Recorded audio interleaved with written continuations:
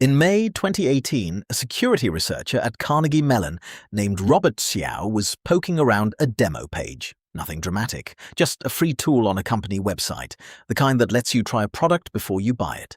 The company was called Location Smart. The demo let you look up the location of your own phone. You typed your name, your email, your number, and it showed you where you were.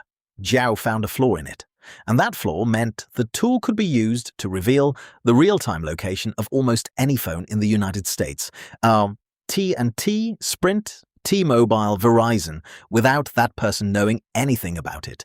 Not a hack of the carriers, not a breach, a demo page. That's where this story starts. It ends 8 years later, in June of 2026, with the Supreme Court of the United States. And what happens in between is the clearest picture you will ever get of how long it takes to punish a company for selling you, and what happens to the thing that was sold while everyone waits. Let's go back to the beginning, because the beginning is worse than the demo page.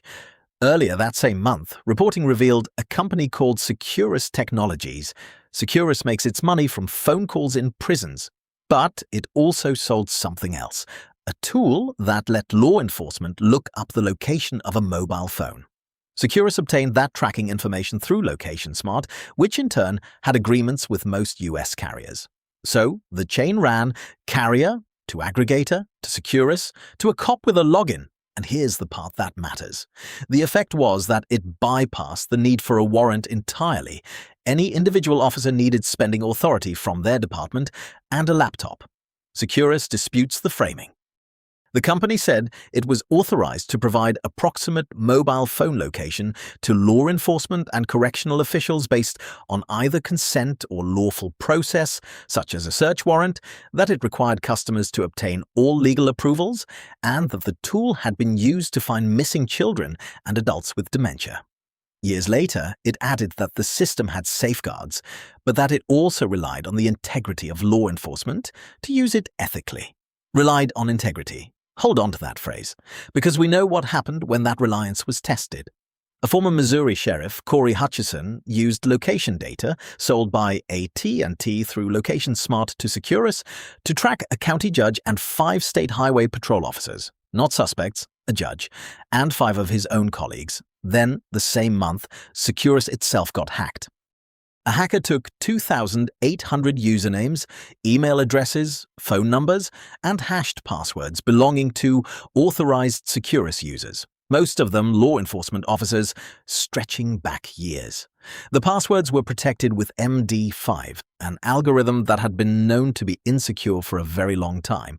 So, in the space of a few weeks in 2018, a tool that let police skip warrants, a sheriff using it on a judge, and the whole thing sitting behind passwords that were barely protected at all. The carriers responded the way you'd expect. They said they would stop. Senator Ron Wyden had been pushing them, and one by one, they announced they were winding down the programs. That was the moment the story was supposed to end. Now here's why I'm making this video. A year later, reporting showed that AT&T, T-Mobile, and Sprint had continued sharing that information anyway, and that it was being sold onward to bounty hunters and other third parties. Only after that second wave of revelations did the carriers finally stop. Think about what that means. The promise wasn't a lie exactly. It was a statement made in public in response to pressure that quietly didn't survive contact with the revenue. And the second wave was uglier than the first. A journalist paid a bounty hunter $300. The bounty hunter located the phone. The tool he used wasn't law enforcement equipment. It ran on real-time location data that originated with the telecom companies themselves. A company called Microbuilt was selling phone geolocation with a little oversight to car salesmen, property managers, bail bondsmen, and bounty hunters. Car salesman? Other reporting put the price at $7.50 for a location lookup, and another firm, Circare One, had been obtaining data from the aggregator layer and reselling it directly to bounty hunters and bail bond companies before shutting down in 2017. $7.50. That's what your position on the earth was worth. Wholesale, to somebody who wanted to find you and had no legal right to.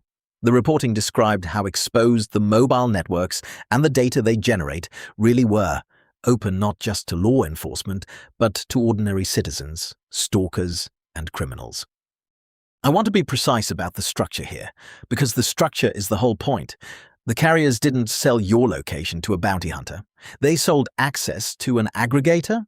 The aggregator sold to a reseller. The reseller sold to whoever paid. It was a complex supply chain handling some of the most sensitive data Americans have, and the carriers potentially didn't know how it was being used at the end or even whose hands it ended up in. That's not an excuse. That's an indictment. Because not knowing was the product.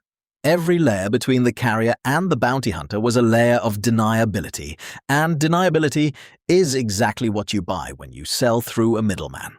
So, regulators. This is the part where the system works. The FCC began investigating in 2019 after the carriers were found selling customer location data to third-party aggregators. Fines were proposed in 2020. The carriers were given time to argue against the claims. Proposed in 2020. Now watch the calendar. The fines were finalized in April of 2024. 4 years to move from "we propose to fine you" to "you are fined." The numbers. T-Mobile, more than $80 million. Sprint, which merged with T-Mobile during the investigation, more than $12 million. AT&T, more than $57 million. Verizon, around $47 million, just under $200 million in total. The FCC chair said it plainly. These carriers failed to protect the information entrusted to them, and this was some of the most sensitive data in their possession. Customers' real-time location, revealing where they go and who they are. The carriers didn't accept it, and their arguments deserve to be heard properly because they're not nonsense. Verizon said the order got both the facts and the law wrong, that it concerned a program shut down more than half a decade earlier, that the program had required affirmative opt-in consent, and that it existed to support things like roadside assistance and medical alerts. AT&T said the order lacked legal and factual merit, that it was being held responsible for another company's violation of contractual requirements to obtain consent, that it had acted immediately once that company failed, and that it was being punished for supporting life-saving location services the FCC itself had previously encouraged. Both of those things contain truth. The programs were old by 2024. Emergency location services are real and they save lives. But notice what the defense concedes. It concedes that the data flowed. It concedes that a third party violated the consent requirement. The argument isn't that nothing happened. It's about who should pay for what happened. And then the carriers found a much more interesting argument. They didn't fight about location data at all. They fought about the FCC's power to fine anyone for anything. Their claim was that the agency's in-house penalty process violated their right to a jury trial. That's a constitutional argument about administrative agencies. It has nothing to do with your phone. If it had one, it wouldn't just have erased these fines. Well, it would have kneecapped the enforcement mechanism itself. And it nearly worked. Different federal appeals courts reached conflicting conclusions, one side backing the FCC, the other backing the carriers. On the question, the Supreme Court ruled 8-1 that the FCC's process is constitutional, clearing the path for the penalties. The reasoning was that the fines weren't final until a carrier either paid or lost in federal court, meaning the carriers still had access to a jury trial, just later in the process. The decision rejected the argument from AT&T and Verizon that the agency's enforcement system unconstitutionally deprived them of a jury. So that's the ending, 8-1. The system worked. Except let's do the arithmetic, because the arithmetic is the actual story. The conduct was exposed in 2018.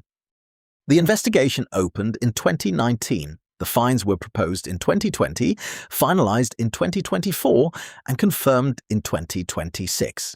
8 years from a demo page to a final answer. And there's a serious argument that this isn't a privacy win at all, that fines making great headlines are more of an indictment of a failed approach to policing corporate privacy violations. Half a decade passed between privacy advocates first petitioning the FCC to act and anything happening. The fines aren't terribly large to begin with, 200 million split 4 ways against companies with revenues in the tens of billions, spread across 8 years. As a deterrent, it's a rounding error. As a signal, it says, this is survivable. And here's the thing that no fine can touch. The data is gone, not deleted, distributed. Hundreds of people bought user data by the tens of thousands at low prices from various companies. Every one of those lookups produced a record. Those records sit in databases owned by companies that no longer exist, sold in acquisitions, copied onto drives, folded into other datasets. A penalty in 2026 does not unsell a location from 2018. It does not tell the person who was tracked that they were tracked. Most of the people in this story still don't know they're in it. That's the asymmetry at the center of every privacy story I've covered on this channel. The harm happens at the speed of a database query. The remedy happens at the speed of a federal court. So, what do you actually take from this? First, the practical thing. Carriers still hold your location. They have to. That's how the network functions. What changed is the selling of it to commercial aggregators. Check your carrier's privacy settings because most of them still have data sharing options switched on by default for advertising and analytics. It takes a few minutes and most people have never looked. Second, the structural thing, and it's the one that matters more. The pattern in this story is the same one we found in the camera story and the age verification story. The company doesn't do the harmful thing. It sells access to a company that sells access to a company that does. Every hop adds a layer of we didn't know. And by the time anyone can prove who knew what, the conduct is old enough that the defense writes itself. That program doesn't exist anymore. It doesn't exist anymore because it was caught, not because it was reconsidered. 8 years,